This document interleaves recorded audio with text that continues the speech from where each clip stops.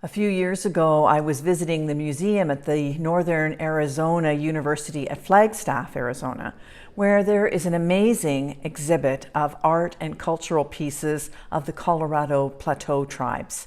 The Apache, the Dene or Navajo, Havasupai, Hopi, Hulape, Southern Paiute, Ute, and Yavapai and Zuni people. In the gift store, I found this book by Byrd Baylor, an American author of children's stories who lived in the Sonoran Desert in a solar-powered adobe home. All her stories express her love of the land, and she died last June at the age of 97. I love this story because as you come into my house, you will find a bowl full of rocks that I have collected from every place in the world that I have been. Each one represents for me the grounding I received from God when I set foot in God's land, God's creation, and each is a gift of the Spirit. I hope that you find this story to be a gift as well. This story is called Everybody Needs a Rock by Byrd Baylor. Everybody Needs a Rock by Byrd Baylor. Everybody needs a rock. I'm sorry for kids who don't have a rock for a friend. I'm sorry for kids who only have tricycles and bicycles and horses and elephants and goldfish, 3-room playhouses, fire engines, wind-up dragons, and things like that, if they don't have a rock for a friend. That's why I'm giving them my own 10 rules for finding a rock. Not just any rock, I mean a special rock that you find yourself and keep as long as you can. Maybe forever. If somebody says, "What's so special about that rock?" I don't even tell them. I don't. Nobody is supposed to know what's special about another person's rock. All right, here are the rules. Rule number 1, if you can, go to a mountain made out of nothing but 100 million small, shiny, beautiful, roundish rocks.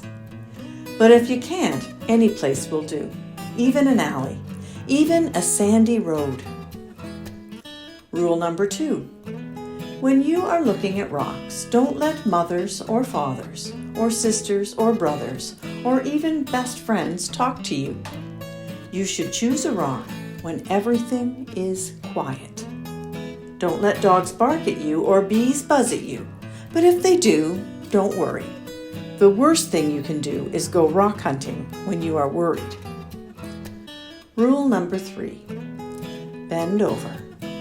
More, even more. You may have to sit on the ground with your head almost touching the earth. You have to look at a rock right in the eye. Otherwise, don't blame me if you can't find a good one.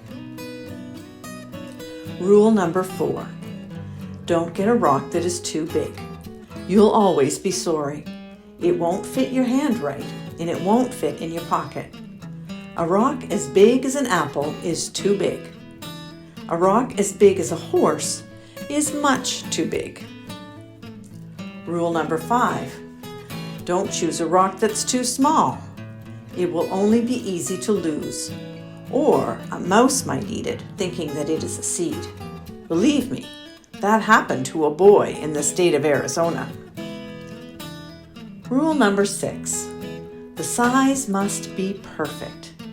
It has to fit easy in your hand when you close your fingers over it.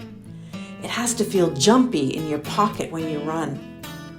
Some people touch a rock 1,000 times a day. There aren't many things that feel as good as a rock if the rock is perfect. Rule number 7, look for the perfect color. That could be a sort of pinkish gray with bits of silvery shine in it. Some rocks that look brown are really other colors, but you only see them when you squint and when the sun is just right. Another way to see colors is to dip your rock in a clear mountain stream, if one is passing by. Rule number 8. The shape of the rock is up to you. There's a girl in Alaska who only likes flat rocks. Don't ask me why. I like them lumpy. The thing to remember about shapes is this. Any rock looks good with 100 other rocks around it on a hill. But if your rock is going to be special, it should look good by itself in the bathtub. Rule number 9. Always sniff a rock. Rocks have their own smells. Some kids can tell by sniffing whether a rock came from the middle of the earth or from an ocean or from a mountain where wind and sun touched it every day for 1,000,000 years. You'll find out that grown-ups can't tell these things. Too bad for them. They just can't smell as well as kids can. Don't ask anybody to help you choose. I've seen a lizard pick one rock out of a desert full of rocks and go sit there alone. I've seen a snail pass up 20 rocks and spend all day getting to the one it wanted. You have to make up your own mind. You'll know. All right, there's 10 rules. If you think of any more, write them down yourself. I'm going out to play a game that takes me, just me, and one rock to play. I happen to have a rock right here in my hand. The end.